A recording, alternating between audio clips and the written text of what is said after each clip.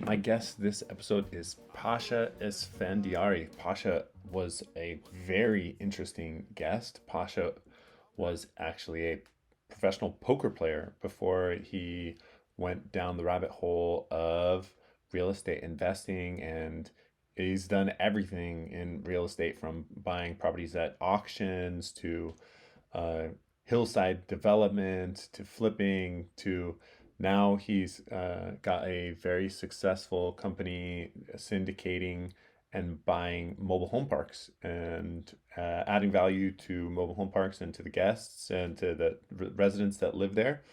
And it was great hearing about his process and some of the really cool things that he has been a part of his growth from being an emotional intelligence coach, among other things.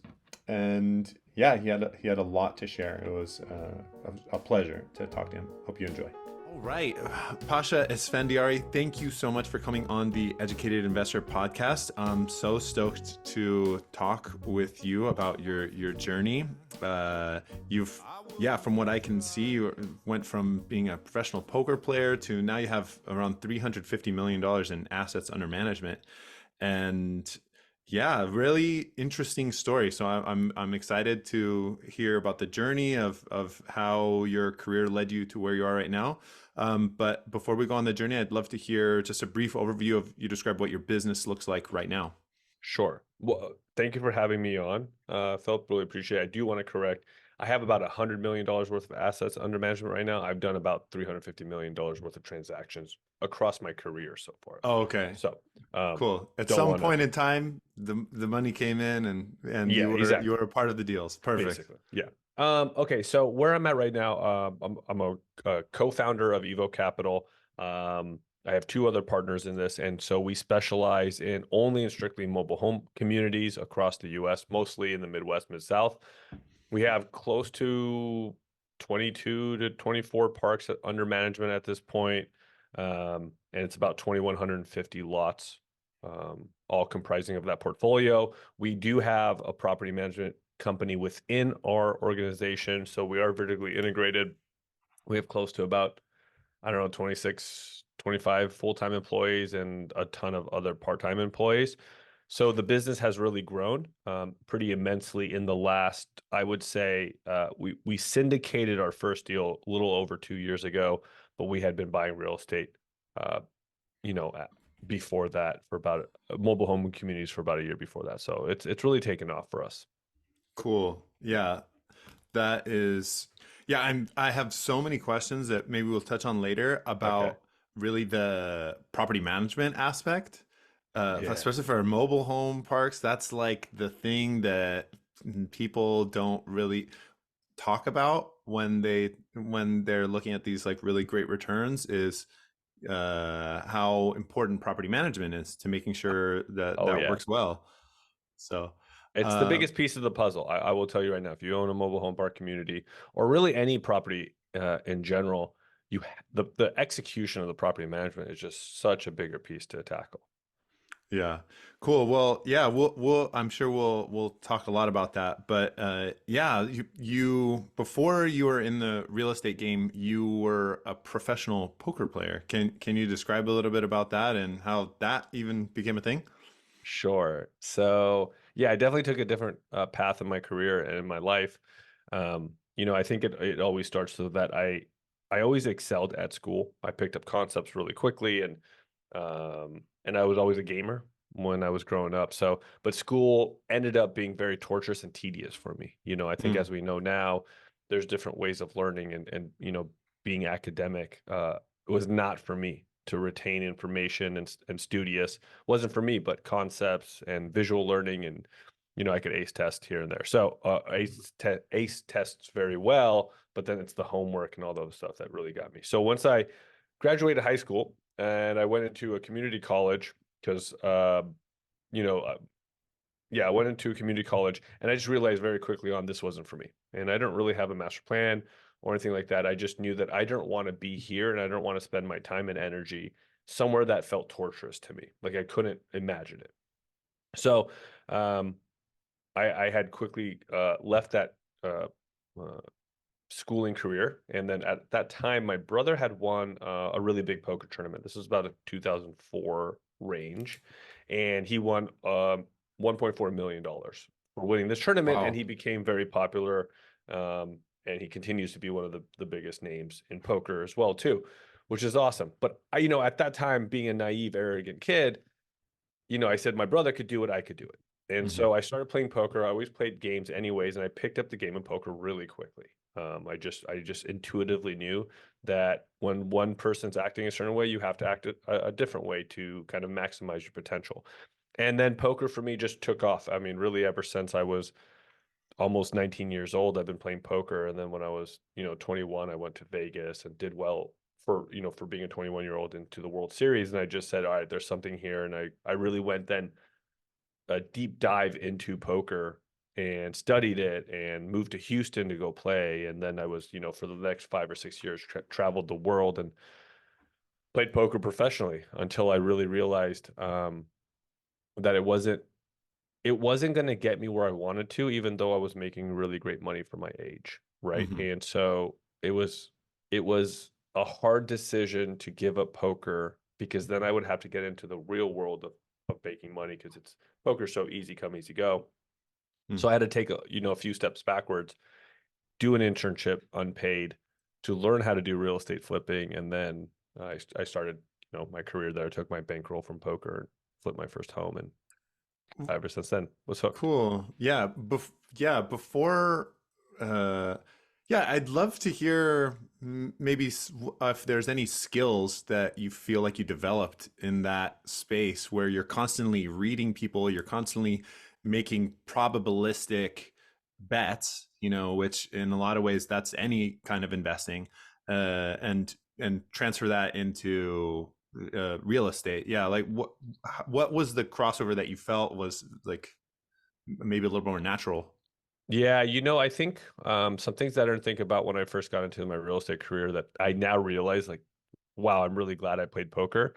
First of all, absolutely the low-hanging fruit that everyone thinks about is reading people. That's true. I love negotiating. I love knowing where it's at. I call, all the bluffs that, all these sellers try to get over on us. And just so that part is just fun for me.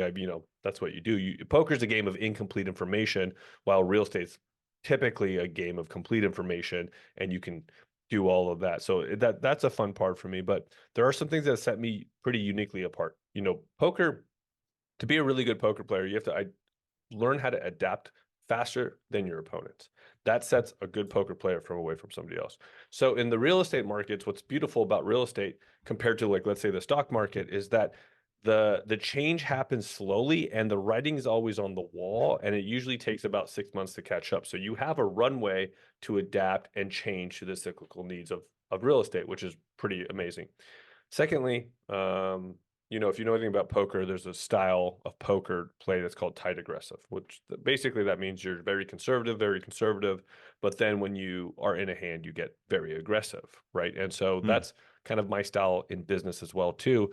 It took me getting into flipping homes, then developing residential from land up, and then into multifamily, and then learned about mobile home parks, where I said, oh, this is it. Like, mobile home parks is for me the no-brainer, and I just jumped all in. I mean, I did everything on my own up until my career, until I learned mobile home communities, and then started raising up capital for that. So, like, I got really aggressive on that.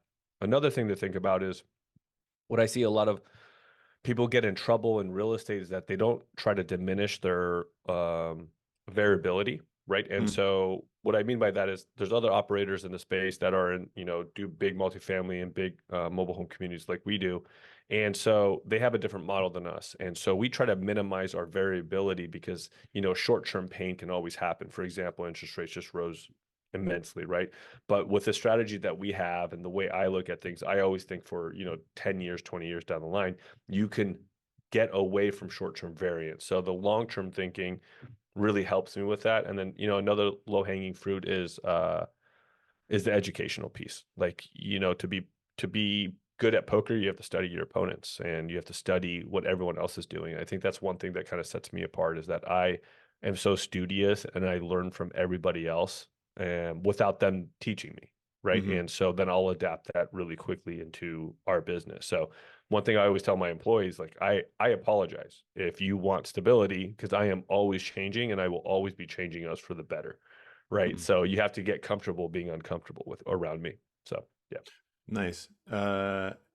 Yeah, I remember having, I mean, maybe this is a little too much personal information, but my first wife, I would have all these conversations where she would be upset with me because I would find some new thing that I would become obsessed with, and then I right. would become obsessed with it and learn all the things that it takes to get better at that thing.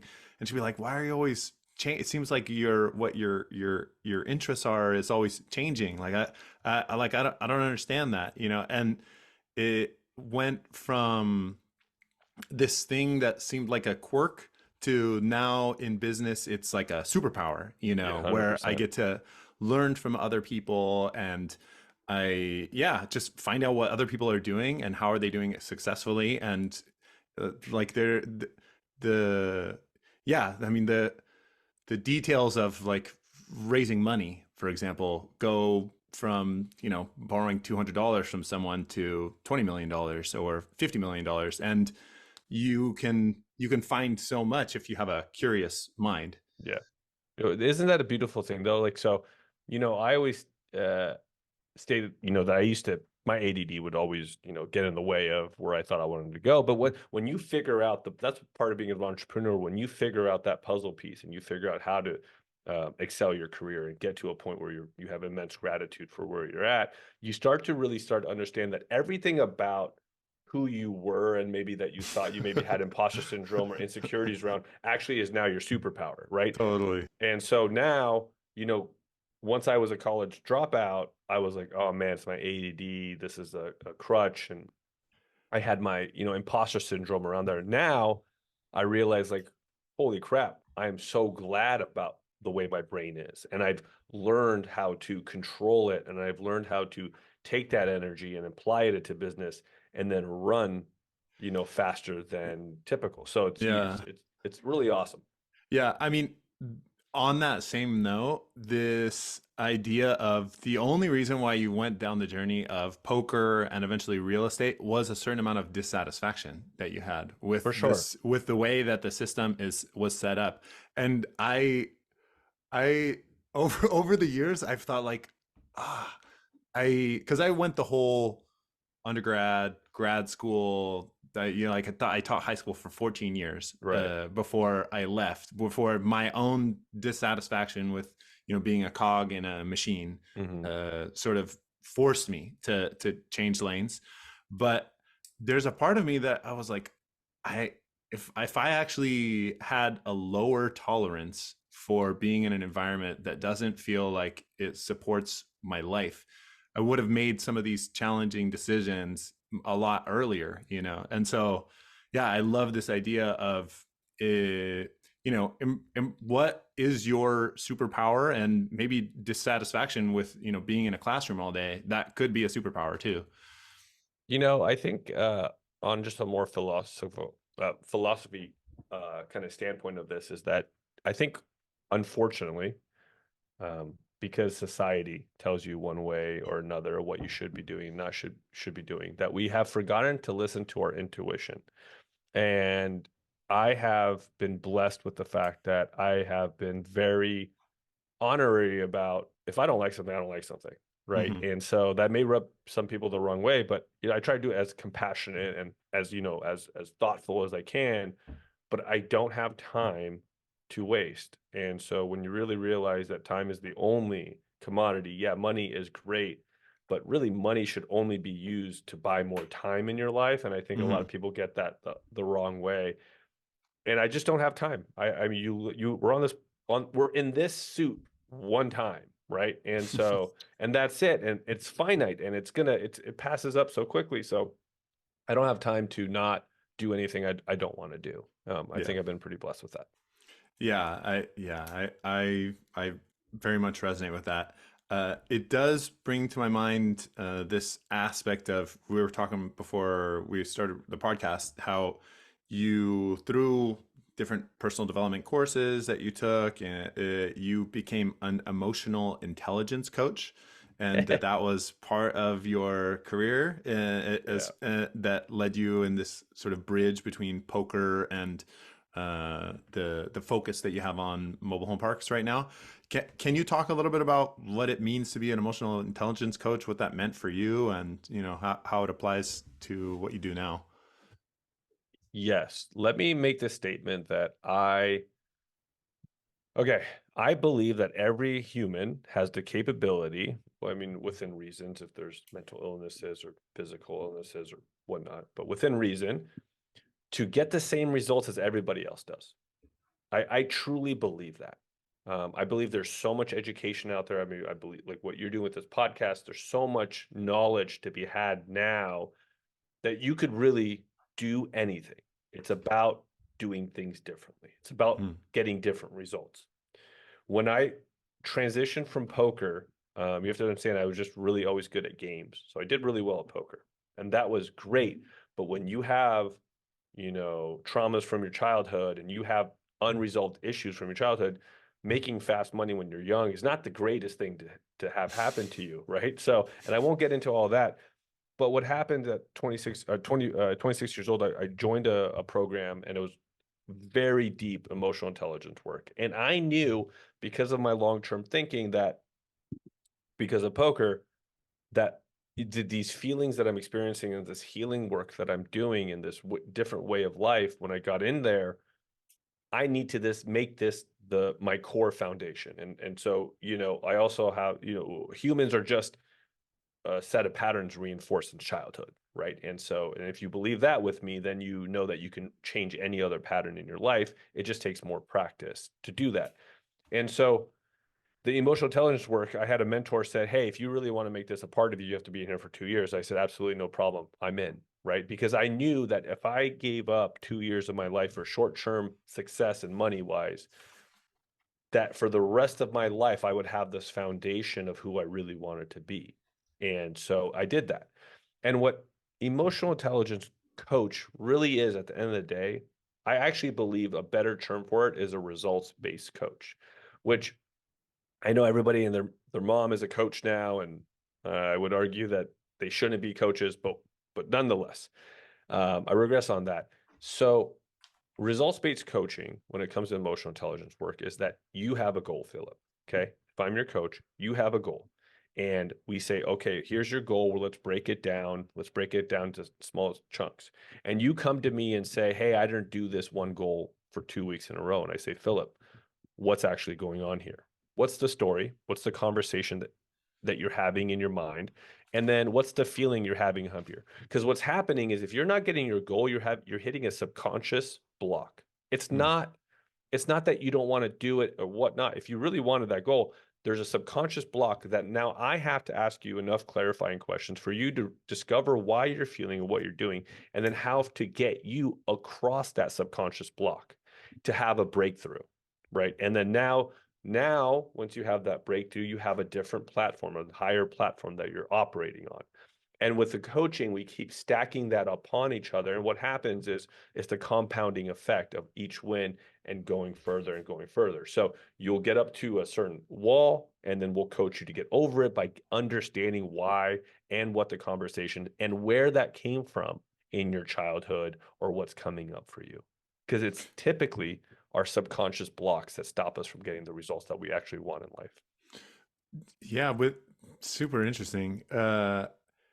Yeah, I practiced Zen for a number of years, and in Zen, this idea of the essentially clarity, like being able to see things clearly, it can happen in a moment. Like this idea of the breakthrough where you see your life and your goals and the things that are supporting you and that are not necessary, that you can see those things clearly, and there's so many stories about it happening in an instant and can be so powerful.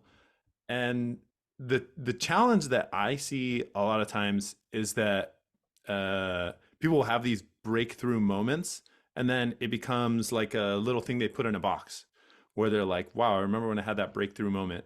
But sometimes their habits, the habits that make up their personhood, still have some they're a little more concrete Yeah.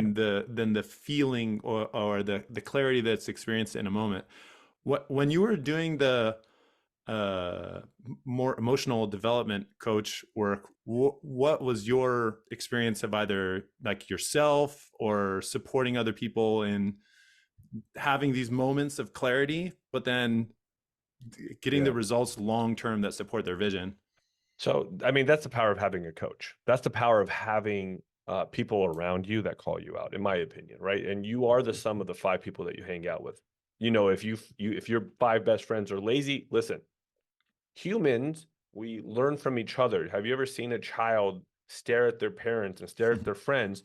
We learn from each other. You can't go against human nature. We pick up subconscious cues from everybody else, right? We're very tribal, and people forget how tribal we actually are. And so, A, you got to surround yourself with the right people. And then, secondly, this is why you have a coach to get you and push you and nudge you against that subconscious cue that sometimes is so hard. But you have to also understand human nature, the way we have designed through the millions of years or hundreds of thousands of years is to be complacent, right? If we don't have danger, we want to take the easy way because we want to make sure our mental capacity is ready for danger, right? And so that's not out of us, right? We still are that. That's in our DNA and our genetics and everything. So you have to understand why you're doing what you're doing and getting behind it. And so that when you do have a breakthrough, this is what I always say. People go to a personal development course, or Mm. even they have these breakthroughs in ceremonies, or they do all of these things, but there's people that I have found that just keep doing the same thing over and over again, even though they're having a breakthrough. It's A, they stay complacent or they're getting some kind of emotional need met, staying in that way. But C, they're just not doing the work. And so I find that humans tend to over complicate everything because they forget the power of compounding, right? And this goes back to investing, and I think we're kind of convoluting the two, but it works perfectly because this is the way I operate. If I find something in a personal development course that I go and take, I find one or two things max, and I apply that into my next 90 days. Because it takes about 90 days to 100 days of practicing one thing to make it more of a habit, right? It's like going to the gym. After 2 weeks, you start to get better. After 3 weeks, this becomes easier. After 5 weeks, it just starts to get easier and easier and easier. And then you're like, ooh, I kind of want to do it, right? And that's the things when you learn something or have a breakthrough, just go apply one thing for a quarter, and then that will become a foundational habit of yours. And then you keep stacking your habits. What happens is 10 to 15 years from now, you're going to look back and say, holy crap, I've changed so much and I've actually changed everlasting habits. So I think people try to take on and overestimate what they can do in a very short term. And instead of seeing the long term and just say, hey, what's the best decision I can make for myself 10 years from now? Hmm. And that's sometimes going a little slower. I fully agree with everything that you said.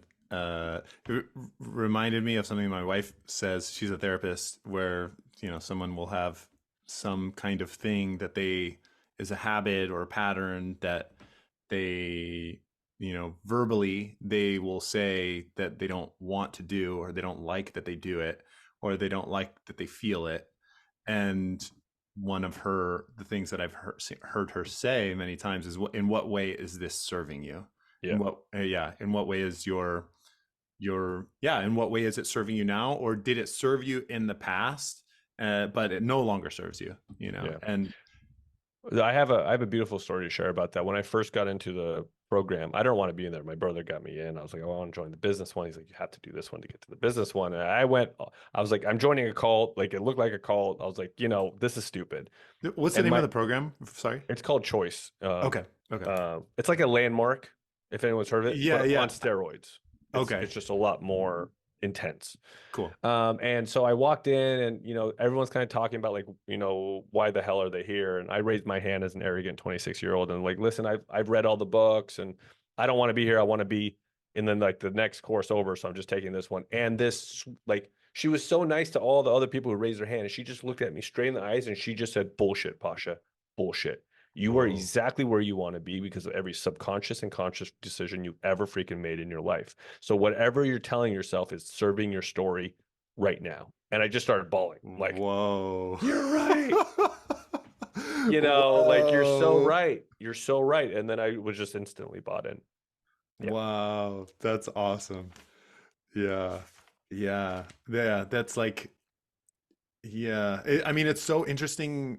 Um, sort of on a note, whenever I hear someone complaining about their life in some way, it's like, what is like somehow all of the choices that you made and everything that you've done up until this point has led you to here, and the only way moving forward in any sort of way is if you get to be the owner of all of those decisions, and you get to own, what is the next step. Like it feels in line with that.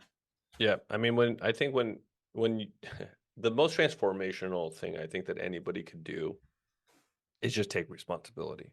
Mm-hmm. Like to the deepest level ever of responsibility for everything in their life. If someone treated you badly, 100%. you showed up in a way where they allowed you to treat you badly, 100%. right? And and once you take that level of responsibility that everything is your fault at all times, no matter what, you start to change yourself, which gets you different results. 100%. Cool. Yeah, love this. So you're doing all this deep work. You do all the poker work. I like how you just glossed over doing new development and flips and new construction, like it was like a little thing that you kept in your pocket. And you're like, oh, look, I just built a house. Uh, maybe Yeah. mention talk about how the beginnings of before you started doing mobile home parks, what it was like, the first transactions you were doing, and yeah. Yeah. So it was in Vegas and I was buying property sight unseen at the auctions. And this was about 2010, 2011-ish. And I The did it the close. first transactions in real estate you did were at auction? Yeah. Yeah. Yeah. Wow. Auction sight unseen. And so, Wow. yeah, I mean, like, back then I just, it just seems so normal to me because that's how I did my internship from, my mentor. And so I wasn't scared of it.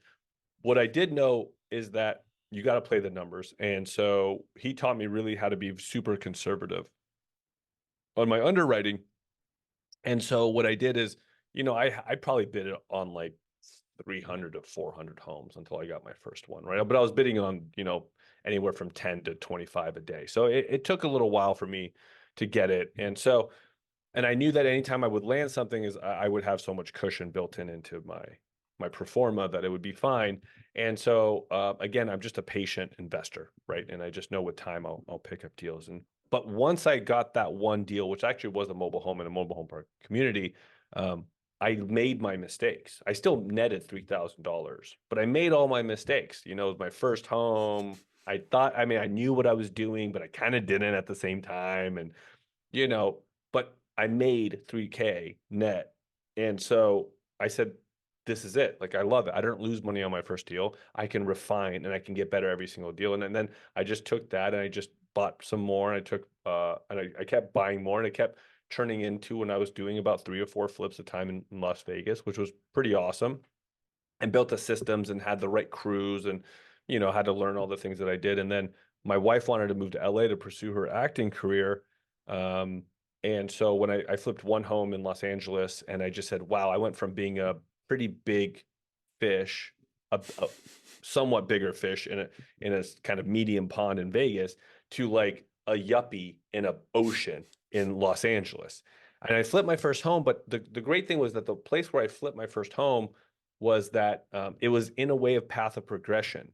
And so right up the street from us, some guy came over to our flip site and was like, "Hey, I have some land if you guys want to like look at it." I was like, "No, but I want to look at it." So we went and looked at it and I started seeing this beautiful piece of land, and across my eyes I saw someone across the hill building a brand new house, and across the way I saw somebody with like brand new cars. And I'm like, okay, there's something here, right? Like, I don't think anyone really like is kind of figuring this out yet. And then I started doing my research, and it was in the path of progression. Anyways, I ended up buying a bunch of land without ever knowing how to develop on land. And this is all hillside, by the way. Oh my God. Yeah. Oh. But I also know that, when there's less competition and people don't want to solve headaches, I know that there's money into it. And I Mm, know that there's money into it. And I did my numbers, and I went and contacted people who built in Los Angeles. And I knew like exactly where I needed to be. And I knew my cushion. I knew how much I was getting land. And I knew that this area was going to blow up. And it did.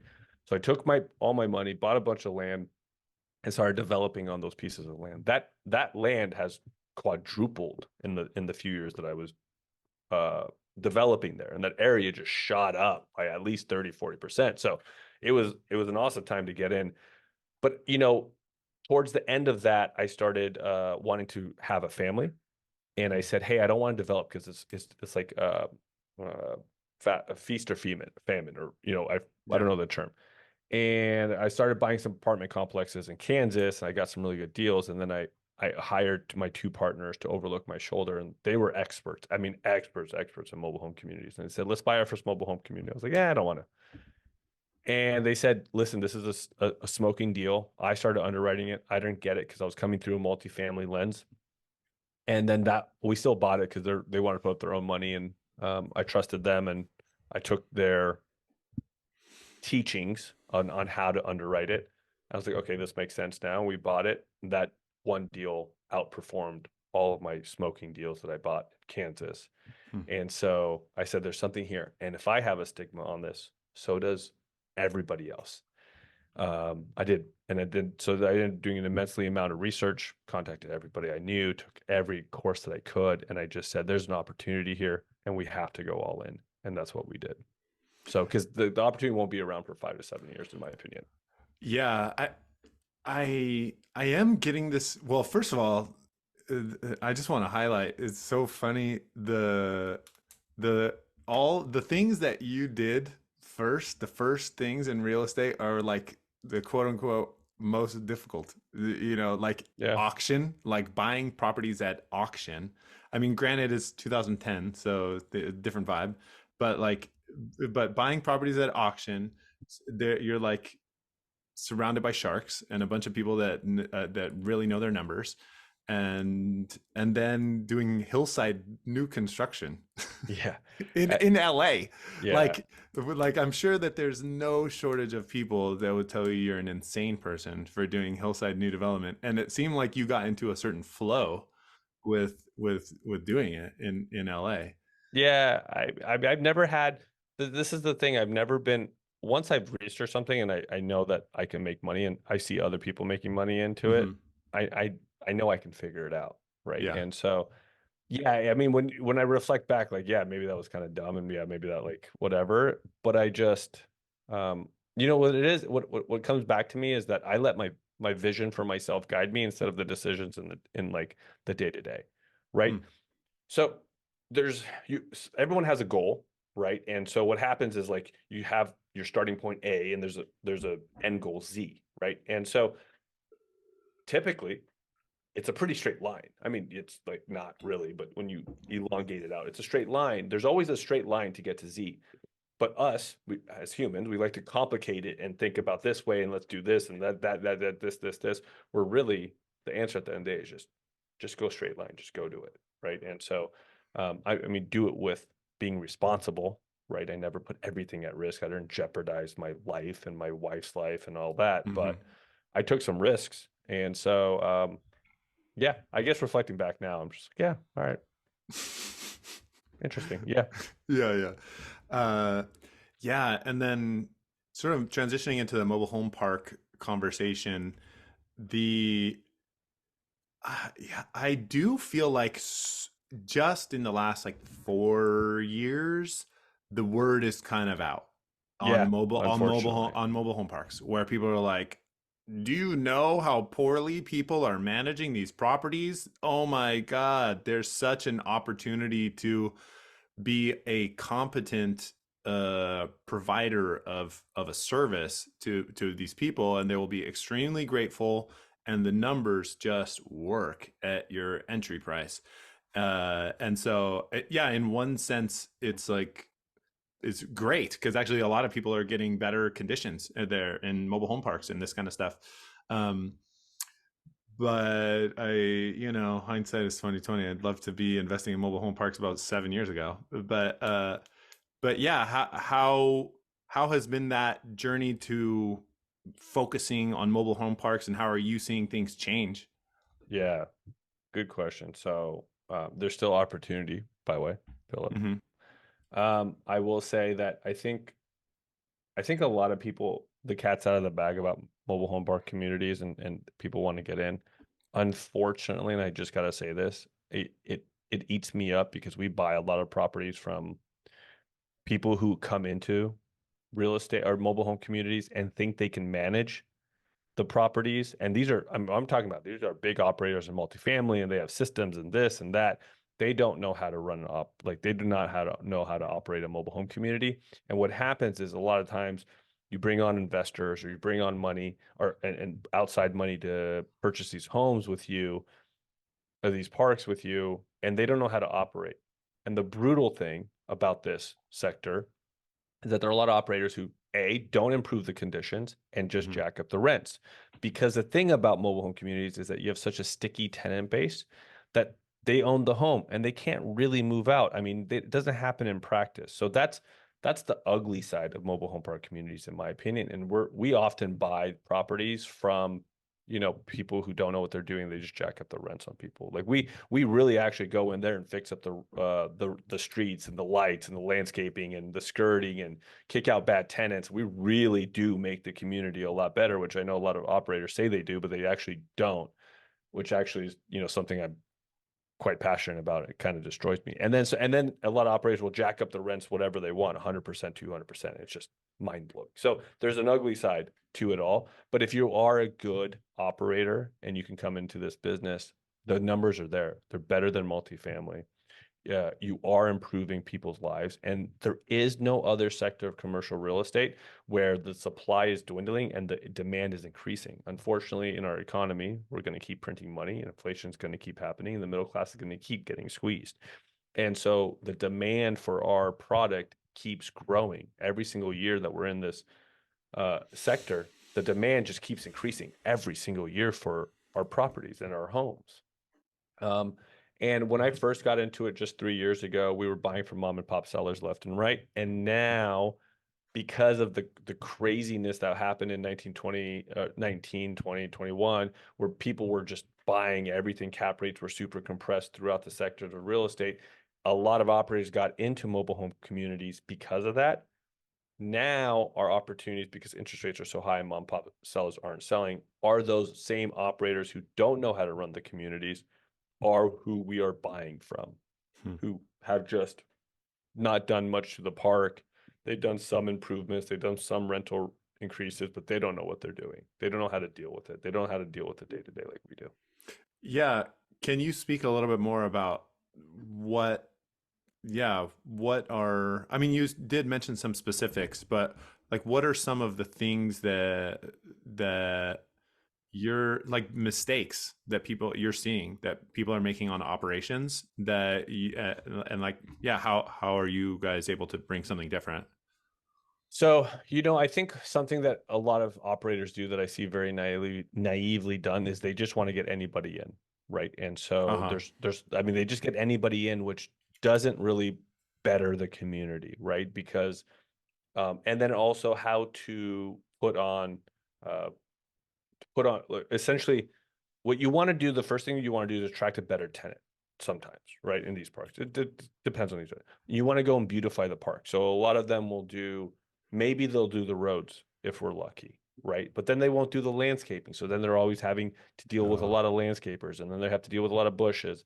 And then they all like, man, something that we see all the time is they don't know how to deal with trash because technically they own their home and they don't know how to enforce. So a lot of people will put their trash out and it just starts to kind of pile up. So when you go through these parks, you see trash everywhere. Hmm. And so we are very strict. There is no trash outside of your home. Like you have to take it to the dumpster. And we're very adamant about that because we want to make sure that the people who would live there like to look at like to see a nice park. They like to see that people are taking care of it. So we really do go in there and clean it up and clean up the act of it. And so we get a ton of tenants that say, thank you so much. I mean, we've been living here forever, and the last owners were slumlords essentially. And so Mm. I see those little things that add up to a bigger thing, right? And then you get a better quality tenant. It's like a better positive feedback loop instead of the negative feedback loop of getting just anyone in there for money and then just don't really do the things. Also, a lot of operators don't.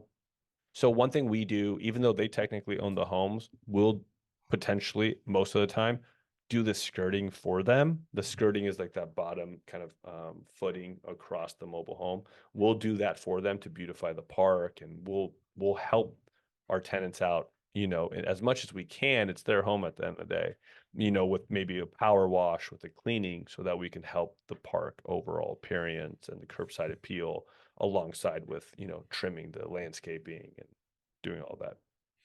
Yeah, I hear you saying that some of these issues about landscaping, exterior beautification, trash, all these kind of things, that you're seeing them in mobile home parks. But I was at a meetup last night talking to someone that is purchasing, a 395 unit apartment complex in Houston in a B area, like a Mhm. pretty nice area. And the construction is like less than 30 years or something like that. It's not crazy old. And it was some level of institutional investor was just not paying for landscaping and Yeah. not paying for a very exterior superficial kind of things that are not really that expensive, but if you don't take care of them, it detracts from the quality of life of your tenant. And then the tenant that stays is not actually the tenant that you want. And then the people are just, they're like, what? I don't want to live here anymore. And literally the person I was talking to, like those exact same things that you said Yeah. about really just basic beautification. And they've gone from 70% occupancy on a 395 units to like mid 80s in a matter of months. Yeah. And yeah. It's pretty, people don't put enough attention on curbside appeal. And Hmm. let me give you an example. So if you're going to go shop for a single family home and you're going to buy a home for yourself, what's the first thing you do? You go on Zillow or Redfin and you look at the pictures, and you're like, all right, these pictures look good. Now, when the pictures look good, you're like, okay, I'm going to go see this home. As soon as you pull up to the home, we instantly judge. It's just how we are. It's just how our brains work. You will instantly judge the home. And if the home looks good on the curbside appeal, you now have a better inclination for the home. So when you go Hmm. into the home, you're looking for the things to make it better. Instead, if you're like, ooh, it's ugly, I actually don't really love how it is, you're already going into the home thinking you don't like it. Then you're going to start looking for everything that you don't like. It's so important for curbside appeal. It's kind of like when you buy a car, you start seeing that car everywhere.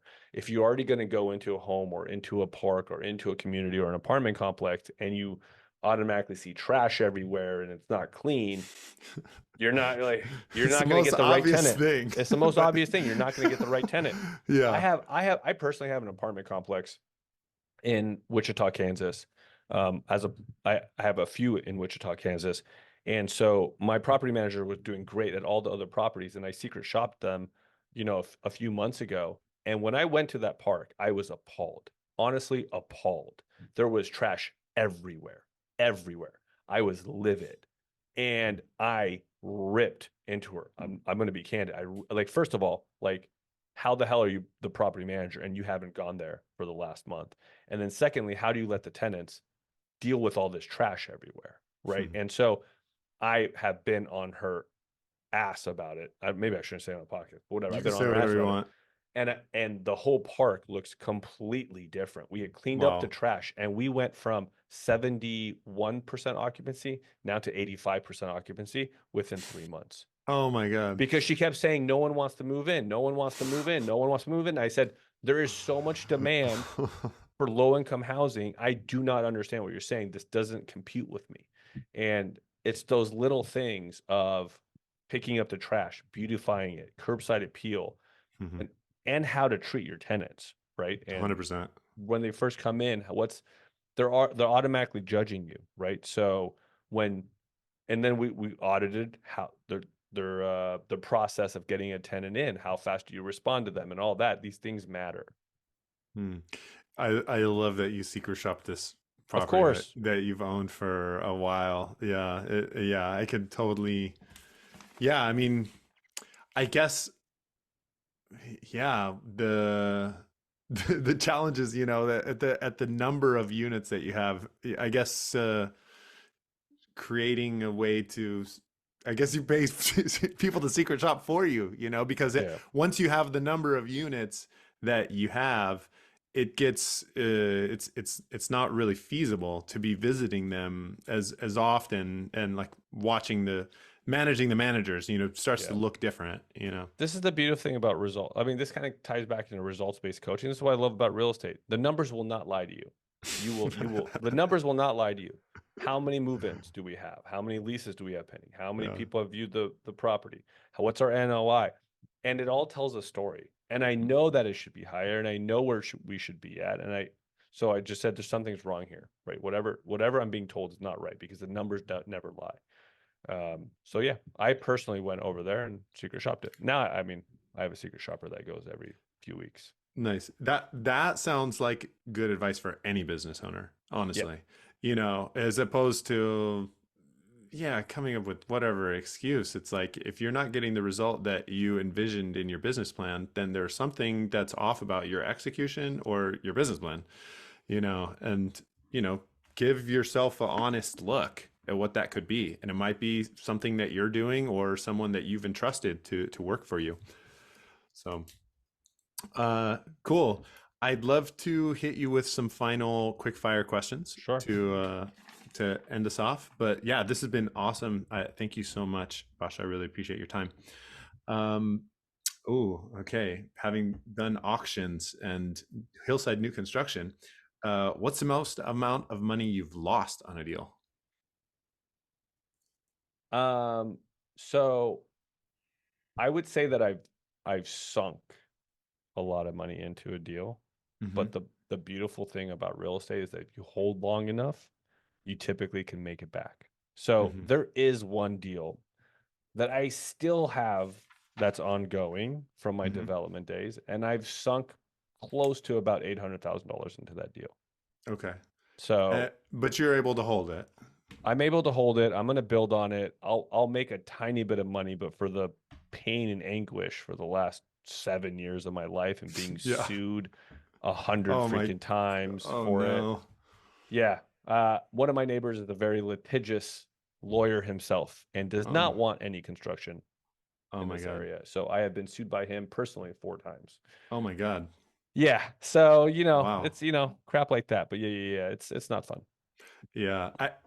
I remember I was at a conference that Tarek El Musa was speaking Yep. at this past year, and he essentially, his answer to that question that I just asked you, it was like, I mean, I was not interviewing him, but somebody asked the same question, and it was like he lost like $2.5 million on a flip or something like that, and like at least a million and a half he lost on a Mhm. flip in a very nice area. And from what I can tell, he's a fairly high net worth individual. And I was just thinking, like, and this was like beachside kind of thing, luxury thing. I was like, why don't you just hold it like for a couple years, like, It could be different. So, yeah. in his defense, a little bit, if it's on the beachfront Hmm. and you may not be able to get enough rent to pay what the mortgage is already, right? And if Oh, you, it definitely he would have been a loss for like yeah, a few, however long he held it, for right. sure. And if you're doing well and everywhere else, sometimes it's good to consider the loss to write off your other gains as That's well. a good And then point. also, there's also something to talk about how much equity he has in the deal, because if that equity is staying dormant inside of that one deal, Mm. then you're not making any money either off of what you could be potentially making. If you're making 20, 30% on that money every single year, and you have to sit on that property for, let's say, 4 or 5 years, Yeah. it might not outweigh what you can potentially make. So it's all just kind of a mathematical equation. So there are, I just want to give some factors there, Yeah, but those are all really good yeah. points. So, like, you've looked at all these perspectives for this deal for yourself. Oh, for sure. Yeah. Yeah. And I knew that I knew the area was appreciating so much. So if I wanted to, I could have probably exited this deal about 3 years ago and built on it. But I was like, let's just kind of see what happens. Cool. All right. What do you do when you're not working on your business? I am with my children and at home. And yeah, I mean, How old are really, your I just kids? 6 months old, twins. Whoa, Yeah. Thank congratulations. you. I'm really big into community. So whatever I do, it's like everyone comes over to my house. My house is a kind of community house. We just had a huge like crawfish boil. And but it's basically community and traveling. But really ever since I had my children, I just want to be home all day, like That's with great. them. So That's beautiful. yeah. Cool. Well, on this line of community, what's your favorite way to give back to your community? And you can define that however you want. So I think there's a lot of ways that like one can give back. And I think my personal one thing that I tell all of my friends, whether it's quite annoying, I'm sure, is that if you are in my circle, I will push the hell out of you. Right. So you cannot play small when you're around me. Now I'm gonna do as compassionate as I can, but if you're my friend and I know you have a goal, I I will be the guy that say, well, why aren't you working on your goal? Don't go out. Why aren't you working on your goal? So I've lost some friends with that, but I Uh-huh. just and I'm okay with that. Like I said earlier, we have one life in this suit, and it's kind of like I want to surround myself with like-minded people. So that's how I Yeah. give back. I also mentor. I mentor a few college kids as well who Hmm. want to get into real estate. I mentor. I try to partners partner up with my friends to try to have them create their own like life and vision for themselves. And luckily, I'm in a position in my life where I can have the resources to do that. So it's a lot of that. Yeah, I I have this a kind of similar relationship with my friends, where like if they call me and they ask me for advice, like they know I'm gonna kick their ass, like Yeah, more or less, like you didn't call me to let you off the hook. You right. called You me know what you're because getting yourself into. you called me because you know what kind of a person I am.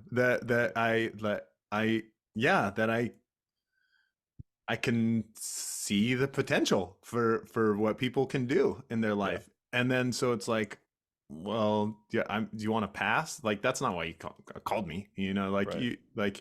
You want somebody to kick your ass. So I'm sure if somebody calls you and asks you for advice, it's their like that's the pill that they are looking for. Yeah. That's true. I just, if someone has a goal and a vision and I don't see them going towards that goal and vision, it's just there's something in me where I take on other people's goals and visions as much as I take on my own. It's like, Mm. and so I get very passionate. I've even, have to even recently been like, hey, if I'm coming off too strong with this whole accountability thing, just tell me to back off because I don't, you know. So, but yeah, that's one thing I think within my community that yeah, I do a lot. Cool. So on this line of mentoring, who is a mentor or role model that you have had either in business or in life? I have been incredibly blessed with a ton of mentors in my life. Um, I have two really main mentors that I have, and one of them has 1,100 employees, so he's teaching me how to be a better CEO. Wow. Because yeah, and then the other mentor that I have allows me to kind of call him whenever I want or take him to dinner and pick his brain because he has built the company that I want to build. I mean, he manages a few $1 billion of assets under management. He's Wow. been doing this for about 30 years. He was my original mentor when I learned about the site and seed auctions, and taught me essentially everything I knew as on a foundational level. So I've been very blessed with that. And then I also have a lot of incredibly successful friends where I get to pick their brains from time to time. Um, so but I'm also a guy that I'm in so many masterminds and I read a lot and I just love being around that energy where I can learn from other people and just be inspired from what others are doing. Anytime I hear someone doing something, how can I apply that into my life or into my business? Yeah. Yeah, that's great. Uh, what do you have any programs or masterminds or coaching or books that you would recommend somebody if they're let's say more starting out? Where would you direct them to place their energies? Starting out in real estate or starting out kind of getting their life going? You, either one. Okay. I think my favorite book is Think and Grow Rich. I think that's a foundational book. I think combine that with The Slight Edge Hmm. and As a Man Thinketh, it'll teach you that your brain really can push you any way you want. And it's about how do you think differently? Because on a foundational level, for you to get different results, you need to start thinking differently. Hmm. And then I would say for real estate, um, it depends on what sector of real estate, but I wouldn't really recommend books anymore. I would just go join a mastermind or all these online courses that they now have from when I Hmm. used to have to learn this stuff. I would just go join one of those meetup groups, learn from other people. The cool thing about real estate is that if you want to get into it, there's a lot of people who are about 2 years ahead of you that you need to go pick their brain. Don't go ask the guy who's 10 years ahead of you. Go ask the person that's 2 years ahead of you. And because it's fresh, they can tell you exactly what to do. And you can avoid a lot of mistakes. And you can actually streamline your results that way. Cool. I love this. Wow, Pasha, this has been great. Really appreciate your time. Uh, where I know you guys just closed a raise, so congratulations on Thank you. that. Got another beautiful mobile home park. It's literally Mhm. it's called Swan Lake, It's right? called Swan Lake. Yeah, Wow, yeah. that's pretty epic. Yeah, it's pretty cool. But for the future, where can people learn more about you and your offerings? Uh, if anyone want to learn about our offerings, go to evocapital.net. There's an investor portal login that you can go into and sign up. You have to be an accredited investor, of course, to participate in any of our deals. But that's where you can sign up there, and we'll send out our um, deals whenever we open up. Beautiful. Thank you so much, Pasha. Really appreciate your time. Philip, I appreciate you, buddy. Thank you. I hope you enjoyed the interview with Pasha as much as I did. My golden line for this episode was essentially Pasha sharing about his work as an emotional intelligence coach. It was super interesting to meet someone that is so driven and so focused and that brought all of that same energy to his own emotional work and his deep work and how much he believes in that. And it's showing in the success of his business and the growth of his business. And yeah, I found it extremely inspiring. So yeah, I thought that was awesome. Thanks for listening to The Educated Investor. Please like, subscribe, share, comment.